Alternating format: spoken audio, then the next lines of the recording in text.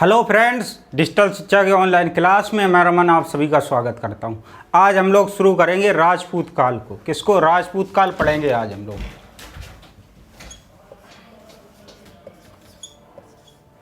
राजपूत काल देखिए भाई, राजपूत काल का समय क्या है बताइए। समय क्या है? ये 7वीं शताब्दी से लेकर 12वीं शताब्दी तक,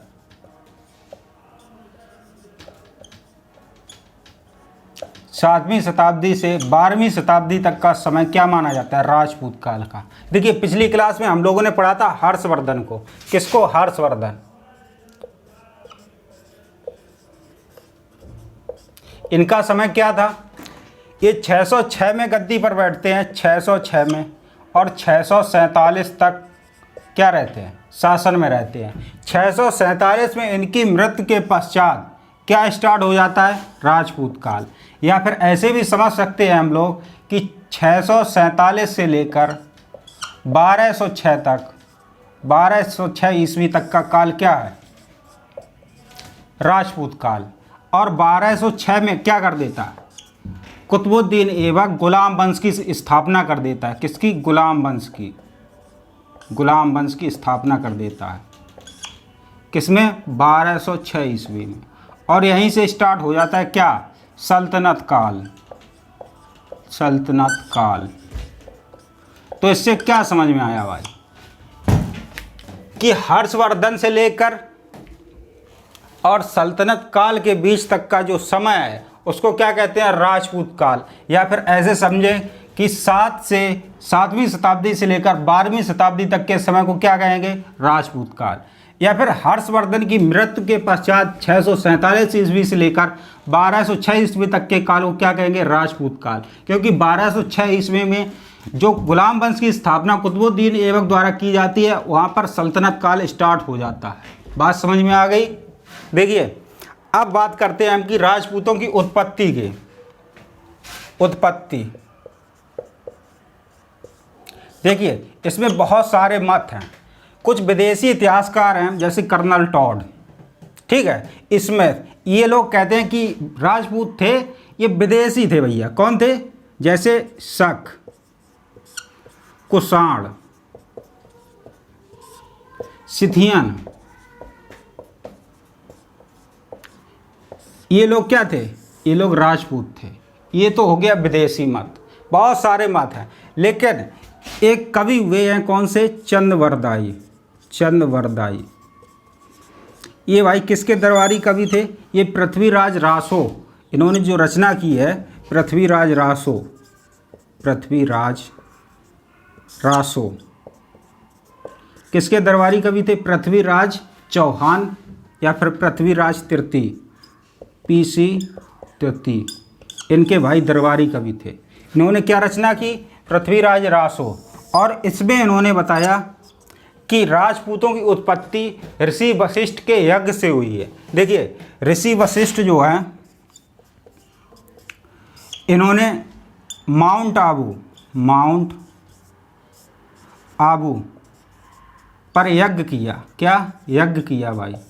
और इस यज्ञ से ही किससे? इस यज्ञ से ही 4 प्रकार के राजपूत वंशों का उदय हुआ। किससे भाई? यज्ञ से। अग्निकुंड, इसे क्या कहते हैं? अग्निकुंड का सिद्धांत भी कहते हैं। किसको?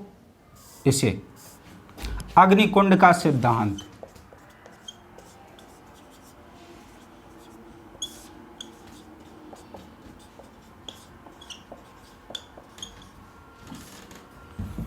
यहाँ पर 4 प्रकार के राजपूतों का उदय होता है। कौन कौन से भाई?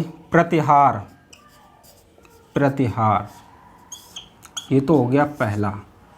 दूसरा परमार, तीसरा चालुक्य। चालुक्य को ही क्या कहते हैं? सोलंकी वंश। सोलंकी वंश, ये कौन हो गया भाई? तीसरा नंबर। और चौथा चौहान। ये हो गए 4 राजवंश। देखिए, पृथ्वीराज तृतीय के दरबार में जो दरबारी कवि थे कौन? चंद्रवरदाई। इन्होंने एक रचना की पृथ्वीराज रासो। इसमें इन्होंने बताया कि ऋषि वशिष्ठ के द्वारा माउंट आबू पर किया गया यज्ञ व उसके अग्निकुंड से 4 राजवंशों की उत्पत्ति होती है। कौन कौन? प्रतिहार, परमार, चालुक्य या फिर सोलंकी, और चौथा चौहान। इसे क्या कहते हैं भाई? अग्निकुंड का सिद्धांत कहते हैं। ये तो हो गई उत्पत्ति की बात। अब हम लोग बात करते हैं कि राजपूतों का सबसे प्रथम प्रमाण कहाँ पर मिलता है। देखिए, राजपूतों का अनुमान किससे लगाया जाता है? क्षत्रियों से, जो समाज और लोगों की रक्षा करे, वही तो है राजपूत। सीधा सा अनुमान इससे लगाया जाता है। प्रथम प्रमाण कहाँ पर मिलता है? देखिए, प्रथम प्रमाण राजपूतों का, राजपूत का प्रथम प्रमाण कहाँ से मिलता भैया? ऋग्वेद से। ऋग्वेद से। ऋग्वेद में कितने मंडल हैं? 10 मंडल। और 10वें मंडल में एक विराट पुरुष की कल्पना की गई है। और इस विराट पुरुष को माना गया कि ये क्या है? ब्रह्मा जी हैं भाई। कौन? ब्रह्मा जी।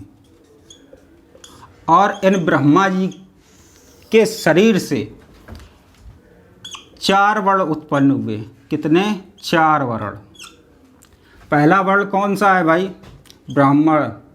कौन सा? ब्राह्मण वर्ण। दूसरा क्षत्रिय वर्ण। कौन सा? क्षत्रिय वर्ण।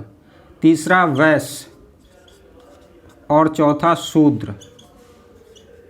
इनकी उत्पत्ति हुई। ब्रह्मा जी को माना जाता है कि ये मुख से उत्पन्न हुए, क्षत्रिय ये हाथ से उत्पन्न हुए, और वैश्य ये जांघ से उत्पन्न हुए, जंघा से, और शूद्र माना जाता है कि इनकी उत्पत्ति किससे हुई? पैर से। तो यहाँ पर हमें क्षत्रिय या फिर राजपूत का प्रथम प्रमाण मिलता है ऋग्वेद से। ठीक है।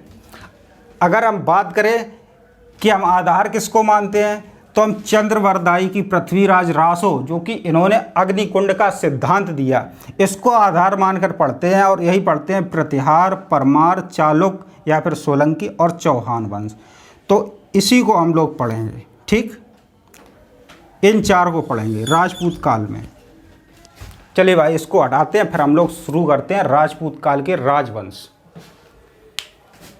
देखिए, सबसे पहले हम लोग पढ़ते हैं प्रतिहार वंश। इसी को कहते हैं गुर्जर प्रतिहार वंश, पहला वंश। देखिए, इसका प्रथम शासक कौन हुआ? हरिश्चंद्र। कौन हुआ? ये संस्थापक है। कौन है? संस्थापक। कौन? हरिश्चंद्र। इसके बाद दूसरा आता है नागभट्ट प्रथम। ठीक है, ये दूसरा सबसे प्रतापी शासक हुआ। कौन सा? नागभट्ट प्रथम। इसका संघर्ष किससे हुआ? राष्ट्रकूटों से हुआ। किससे? राष्ट्रकूटों से। दूसरा सबसे प्रतापी शासक कौन सा हुआ? नागभट्ट प्रथम। इसके बाद आता है वत्सराज। ये भी दूसरा सबसे प्रतापी शासक। कौन सा? प्रतापी शासक। और इसे क्या कहते हैं? वास्तविक संस्थापक भी कहते हैं। वास्तविक संस्थापक। किसे? नागभट्ट प्रथम को। दूसरा सबसे प्रतापी शासक कौन हुआ? वत्सराज। देखिए, इसने पाल वंश का जो धर्मपाल था शासक, इसको हराया, इसको पराजित किया। उसके बाद खुद स्वयं कौन? वत्सराज राष्ट्रकूटों से पराजित हो गया। राष्ट्रकूटों के किस शासक से? ध्रुव से पराजित हो गया। कौन? वत्सराज। ये दूसरा सबसे प्रतापी शासक था। इसका युद्ध किससे हुआ? धर्मपाल से। इसने धर्मपाल को हरा दिया। ये पाल वंश का शासक था। इसके बाद स्वयं राष्ट्रकूट शासक ध्रुव से पराजित हो गया। ठीक है। इसके बाद देखिए आता है नागभट्ट द्वितीय। कौन सा? नागभट्ट द्वितीय। ये क्या भाई? राष्ट्रकूट के गोविंद से, राष्ट्रकूट के गोविंद तृतीय से इसका युद्ध होता है। इसके बाद देखिए, सबसे जो इम्पोर्टेंट शासक है वो है मिहिर भोज। कौन सा? मिहिर भोज। देखिए, मिहिर भोज को और क्या कहते हैं? भोज प्रथम। इसकी राजधानी कहाँ थी? कन्नौज। इसके बाद देखते हैं इस वंश का सबसे प्रतापी और सबसे शक्तिशाली शासक कौन? बताइए भाई। मिहिर भोज या भोज प्रथम। प्रतिहार वंश का सबसे प्रतापी शासक कौन? सबसे शक्तिशाली शासक कौन? मिहिर भोज या फिर भोज प्रथम। इसकी राजधानी कहाँ पर थी? कन्नौज। देखिए, पराजित किससे हुआ भाई, किसको पराजित किया इसने? देवपाल विग्रहपाल जो कि पाल वंश के शासक थे, इनको पराजित कर दिया। किसने? मिहिर भोज ने। किसे भाई? देवपाल विग्रहपाल को, ये पाल वंश के शासक थे। इसके बाद किसको पराजित किया? कृष्ण तृतीय को, राष्ट्रकूट वंश का शासक कृष्ण तृतीय। ये प्रश्न पूछा जाता है कि कृष्ण तृतीय को किसने पराजित किया? मिहिर भोज या फिर मिहिर भोज फर्स्ट ने। इसके बाद देखिए आता है महेंद्रपाल। कौन आता है? महेंद्रपाल। देखिए इसमें दो प्रमुख तथ्य हैं। इसका दरबारी कवि कौन था? राजशेखर। और इसने किसकी रचना की? कर्पूर मंजरी और काव्य मीमांसा। ये दोनों रचनाएं किस भाषा में? संस्कृत भाषा में। दरबारी कवि किसका था? महेंद्रपाल का। कौन सा? राजशेखर। इसने किसकी रचना की? कर्पूर मंजरी और काव्य मीमांसा। ये दोनों संस्कृत में रचनाएं हैं। इसके बाद देखिए अंत में कौन सा शासक आता है? महिपाल। सबसे अंतिम शक्तिशाली शासक किसे माना जाता है? महिपाल को। अंतिम सबसे शक्तिशाली शासक प्रतिहार वंश का महिपाल। इसके काल में सबसे ज़्यादा राष्ट्रकूटों के आक्रमण हुए और सबसे ज़्यादा कन्नौज को लूटा गया। किसने लूटा? राष्ट्रकूटों ने। किसके काल में? महिपाल के काल में। इस सबसे अंतिम शक्तिशाली शासक माना जाता है कौन? महिपाल। बात समझ में आ गई? ये था प्रतिहार वंश या फिर गुर्जर प्रतिहार वंश। इसके बाद पढ़ेंगे हम लोग गहड़वाल वंश। ठीक है, अगर आप इसे स्क्रीनशॉट लेना चाहें तो ले सकते हैं। देखिए आप लोग पढ़ते हैं गहड़वाल वंश। कौन सा? गहड़वाल वंश। देखिए इसका जो प्रथम वास्तविक शासक माना जाता है वो चंद्रदेव को माना जाता है। इसने क्या किया? कन्नौज को मुक्त कराया। किससे? राष्ट्रकूटों से। चंद्रदेव ने कन्नौज को राष्ट्रकूटों से मुक्त कराया। उसके बाद कन्नौज को अपनी राजधानी बनाया। इसने संपूर्ण उत्तर प्रदेश पर अपना आधिपत्य स्थापित कर लिया। किसने? चंद्रदेव ने। अब इसके बाद देखिए कन्नौज, काशी, अयोध्या और इंद्रप्रस्थ, ये सब शहर क्या थे? इसके संरक्षण में थे। कौन से? कन्नौज, काशी, अयोध्या और इंद्रप्रस्थ। इसका सबका संरक्षक कौन था? चंद्रदेव। ठीक है, इसने राष्ट्रकूटों से कन्नौज को मुक्त कराया और उसे अपनी राजधानी बनाया। इसके बाद देखते हैं गोविंद चंद्र। गोविंद चंद्र जो था ये गढ़वाल वंश का सबसे प्रतापी, सबसे शक्तिशाली शासक माना जाता है। कौन सा? गोविंद चंद्र, सबसे शक्तिशाली शासक। इसके बाद देखिए मगध, मालवा, उड़ीसा, कलिंग, कश्मीर और गुजरात पर इसने अपना आधिपत्य स्थापित कर लिया। किसने? गोविंद चंद्र। और इसे सबसे शक्तिशाली प्रतापी शासक माना जाता है गहड़वाल वंश का। इसके बाद देखिए इसका उत्तराधिकारी कौन हुआ? विजय चंद्र।